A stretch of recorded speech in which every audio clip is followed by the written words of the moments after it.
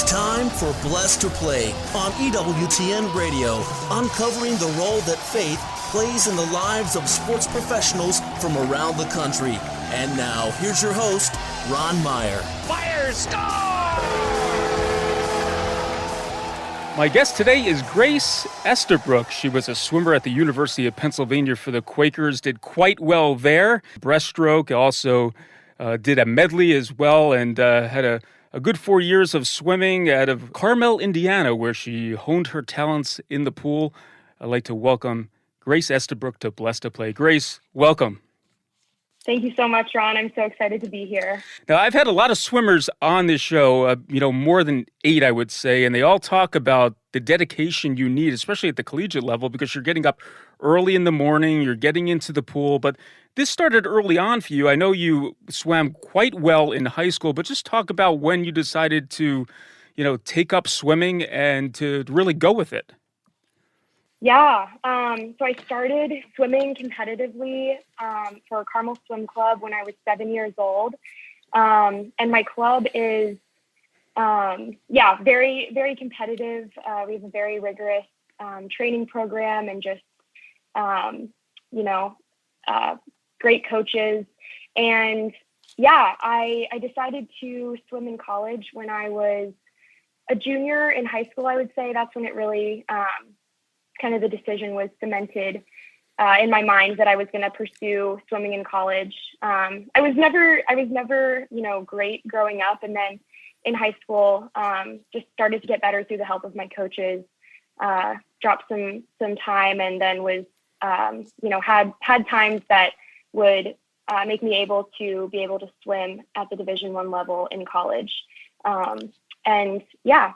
That's kind of the background of how I ended up swimming. Yeah, let's back up a little bit. Well, at Carmel High School, you were the captain of the swim team. You were a 3-time state and national champion, a 2-time individual state champion in 200 medley relay, and a 3-time Scholastic All-American. So obviously you were smart and you had great athletic ability with swimming. So why the University of Pennsylvania out of all the schools? Yeah, so I was looking at a couple of different schools when I was recruiting. I really wanted to choose a program that was known for excellence in swimming and in their athletic program, but also excellence in the academic level as well. And Penn really just checked a lot of the boxes for me. It's an Ivy League school. They have a great, long-standing swim program. I think it's actually the first collegiate level swimming program in the country. And my coach has been the head coach for over 25 years. They needed a breaststroker right at the time when I was getting recruited. And so it really just checked a lot of the boxes for me. So you jumped right into the pool, so to speak, in 2018-19 in the Ivy League Championships qualifier in the 200 medley, and then the 100 breast and 200 breast, and competed in 7 of Penn's 8 regular season meets. So talk about that transition coming from your club team, swimming in high school, and now jumping into a Division I program and doing quite well your initial year there. Yeah, so I think my club team really prepared me really well to swim at the Division I level in college. My club team is actually, like I said, it's nationally recognized. I think they're, at one point they were the 4th best swim club in America. And my high school team as well is also nationally recognized. At this point, they've won Indiana High School State for 37 years in a row. And I had 2 teammates from high school who actually went to the Olympics for the U.S. in 2020. I was really well prepared to transition and swim in college, and I'm extremely grateful for Carmel Swim Club and for my upbringing in swimming in preparing me to swim at the collegiate level. The competition amongst Ivy League schools, I know there's got to be some schools that you have it's an intense rivalry, so to speak, but Harvard, Brown, Princeton, Yale, Columbia, and so on and so forth. What was the one school that you got extra up for to swim against? Yeah, definitely Princeton. Yeah, they were our rival, I would say. I don't think that they would say that, Penn was their rival, but we always, got really up and ready to take on Princeton. And I would say Columbia there as well, just because they are the closest.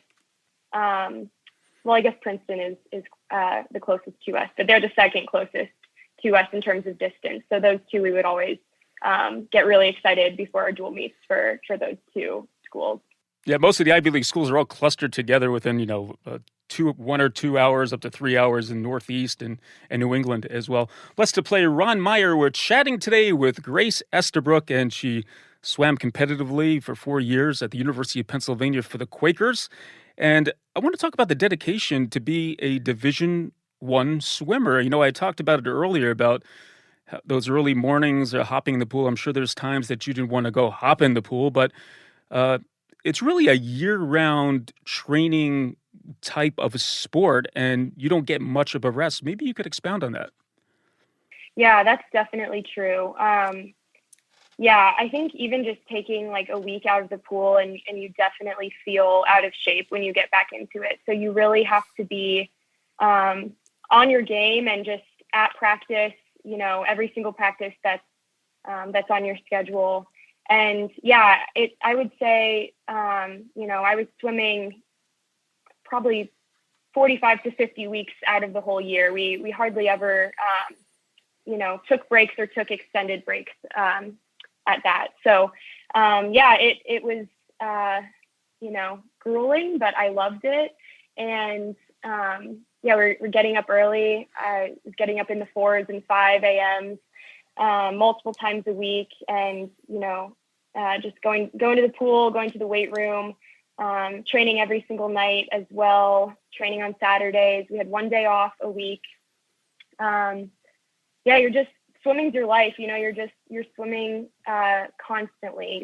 You're in the pool constantly. I think I was probably wet more than I was dry when I was swimming. So but I loved it.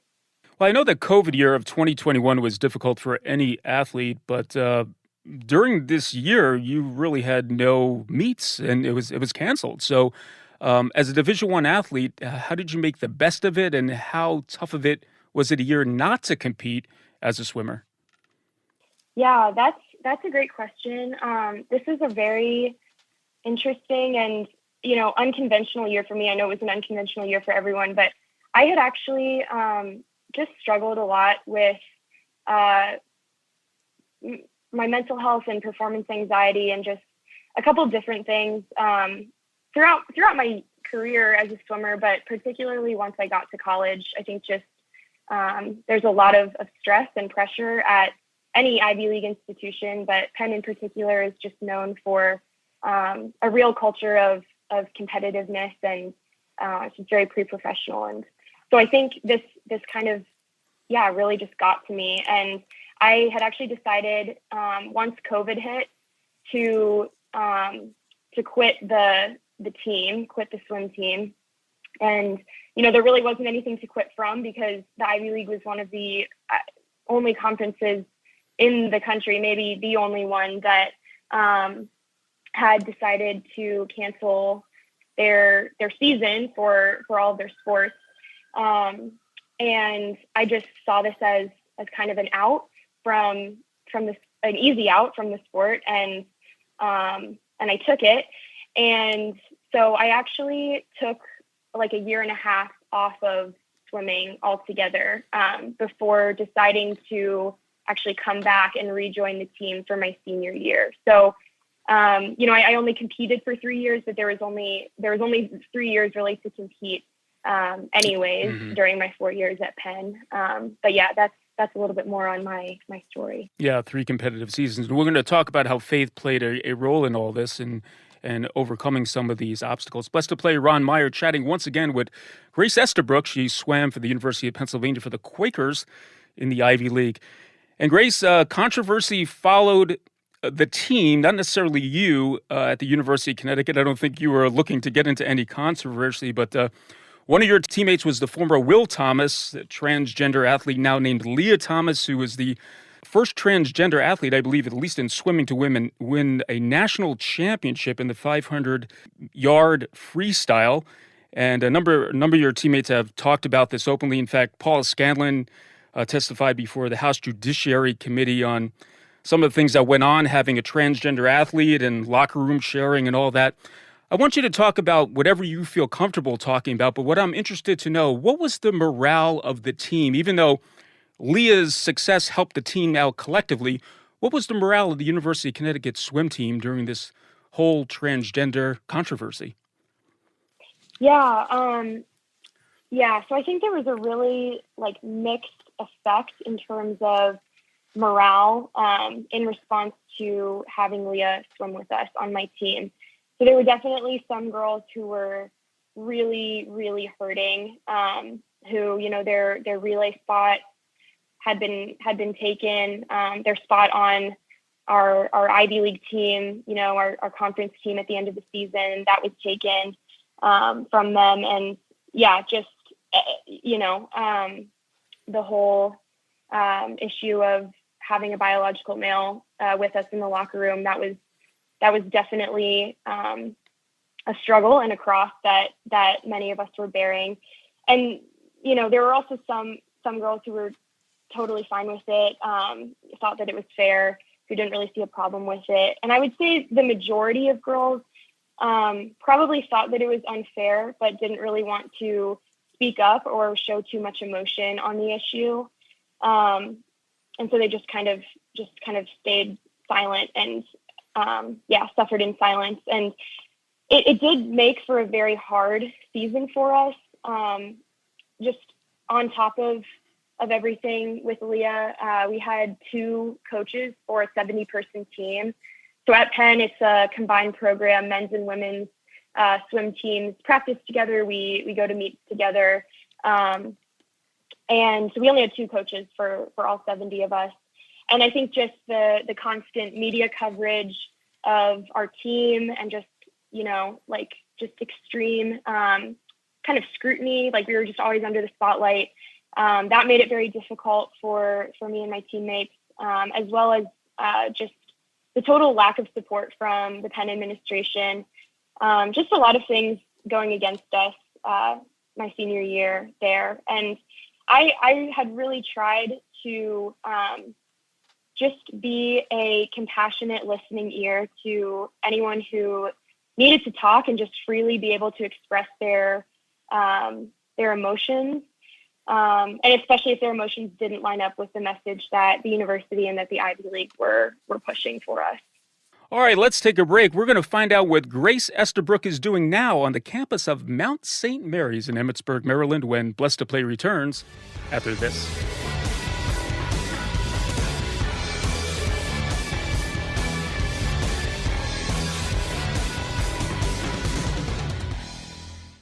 O Lord, you see how everywhere the winds have burst forth, and the sea is convulsed with the great violence of the rising waves. Command, we beseech you, you who alone are able, both the winds and the sea. Restore to mankind the true peace of your name, that peace which the world cannot give, and the calm of social harmony. Under your favor and inspiration, may man return to due order, and having overthrown the rule of greed, bring back again as ought to be the love of God, justice, charity toward neighbor, temperance in all desires. May your kingdom come. May all recognize that they are subject to you and must serve you who are truth and salvation, that without you they labor in vain. In your law is reason and fatherly kindness. You are ever at hand with your strength and your copious power to help man to keep it. Life upon earth is a warfare, but you watch the contest and aid man to conquer. The weak you sustain, the victor you crown. Amen.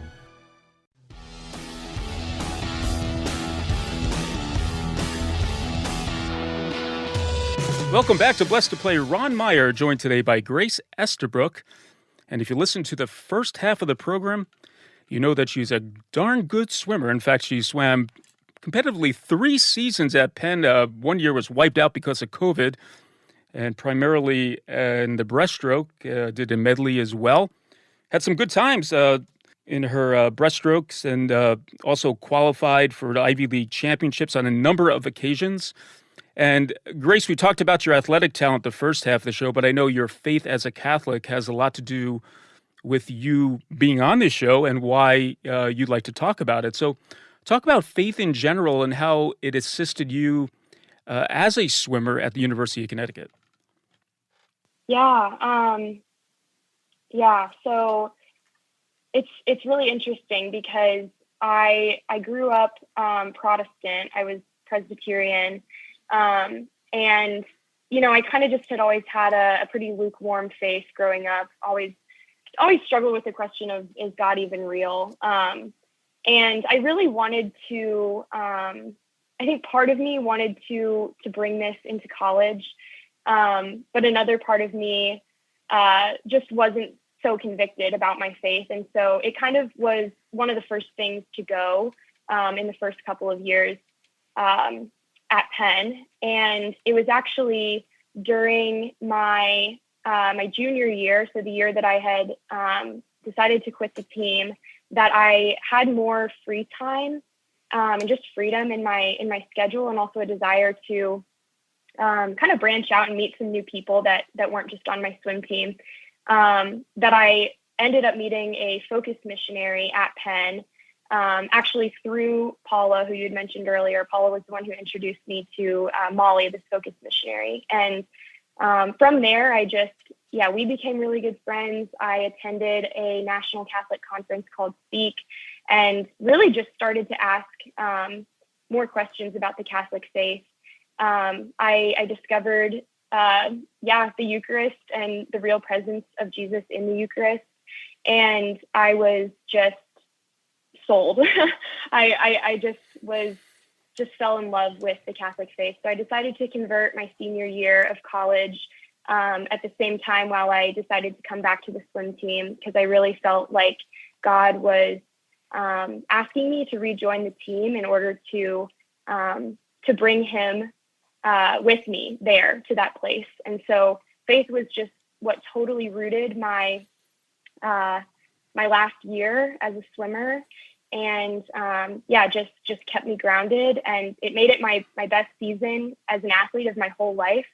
But also it was just the best experience of my whole swimming career, because I was doing it with God for the first time. Yeah, that's an interesting experience that you have, and a different outlook, perspective you had on life now. But, being at an Ivy League school, and I'm not going to put all professors in this one category, but there's a lot of secular ideological thought and different ways of thought that are probably not congruent with Christianity or Catholicism itself.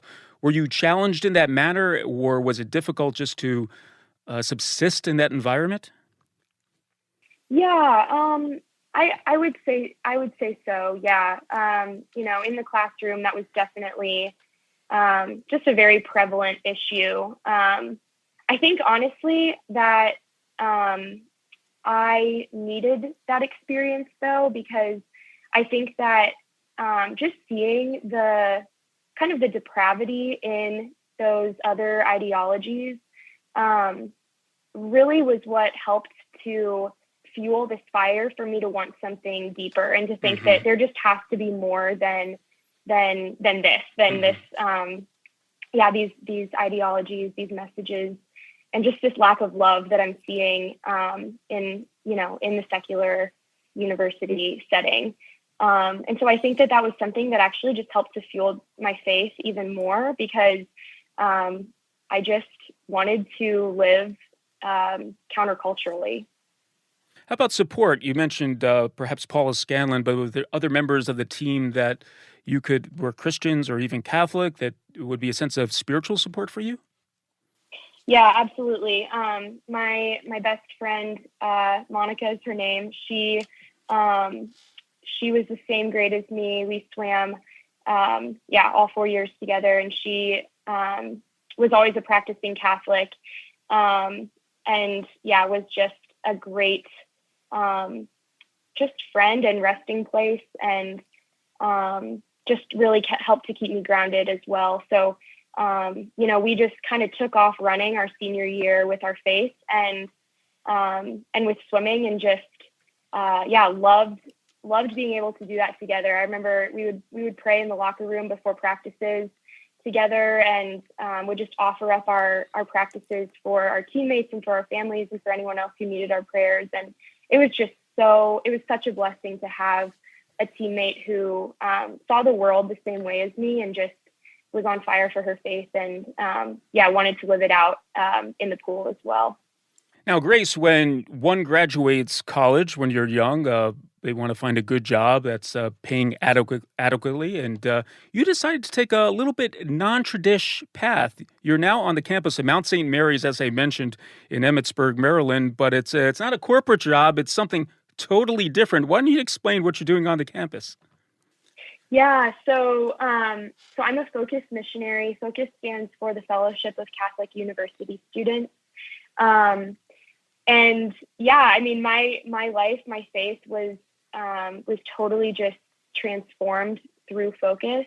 And I decided during my senior year that I wanted to do the same thing, the same gift that had been given to me. I wanted to be able to go and give that gift to others. So it's definitely not a corporate job. It's definitely not, high paying. I fundraised my whole salary.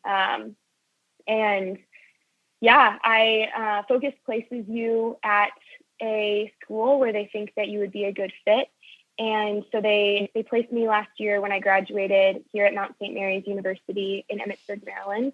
The Mount is also what we call it. The Mount has, I think it's 40% of their student body are athletes. And so Focus saw a good fit for me here as a former D1 athlete. So I primarily work with young women, with female student athletes, leading them in Bible studies, in mentorship groups, and just spending time with them in order to really get to know them, get to know their hearts, and just grow more deeply together in our faith and run towards the Lord together. Now, do you find some of the issues that you found challenging? You talked about mental health issues, and also those expectations put on a D1 athlete from the coaching staff to outside influences to media. Is that prevalent too on the campus, or in other words, could the athletes relate to that at Mount St. Mary's? Yeah, I think that growing mental health, issues and concerns and things like that, that's definitely something that's growing in college athletics, just, across the country, across the world, and just the pressure that's put on by professors and coaches and everything. That's something that really every athlete has to, kind of has to go through. So I think that it's definitely brought me, it's allowed me to be compassionate because I do understand the struggle. And so seeing girls in the same place that I was in, and just knowing what that experience is like has just allowed me to be compassionate with them and to really just try and show them the love that Jesus has for them. In their struggles and in their experiences. Now, Grace, do you find time to hop in the pool and get a workout in when you're doing your work there at Mount St. Mary's? Yes, I do actually. So I have access to their gym and their athletic facilities here for free, which is just such an incredible blessing. And I would say I get in the pool about once a week. I definitely don't do as much as I used to, but I have started doing this set where it takes me about 30 minutes, but I pray the rosary while I swim, and I just love it because I can pray to our Blessed Mother and also swim and just have the that feeling that I had of being a child, and just having freedom with swimming, and it just being really fun and a place where I can just come back to and rest, but also pray and have the Lord with me there too. Indeed. And I know during the Olympics, obviously America's watching swimming. Swimming's, right at the forefront there out of all the summer sports. What swimmer did you look up to as a young Grace Estabrook in the Olympics? Yeah, definitely. I have two, but first would be Katie Ledecky. She just is incredible. One of the most, decorated athletes of all time. She's also Catholic. I remember reading somewhere that she would pray Hail Marys before she competed, and she just became really good from such a young age. So she was one of them. The other was Lily King, who is actually a breaststroker from Indiana. She competed at the same high school state championships that I did when I was a freshman and she was a senior. And a fun fact is I actually got to swim next to her when I was a junior in high school at IU. She went to Indiana University. And so I definitely looked up to her as well, just, because she swam my event and she's from my home state. Well, good stuff. Well, Grace Estabrook has been our guest. She did quite well in the pool, folks, swimming for the better part of 3 competitive seasons at the University of Pennsylvania for the Quakers. And now she's on a different college campus at Mount St. Mary's, affecting the souls of collegiate athletes with her life experience and her faith.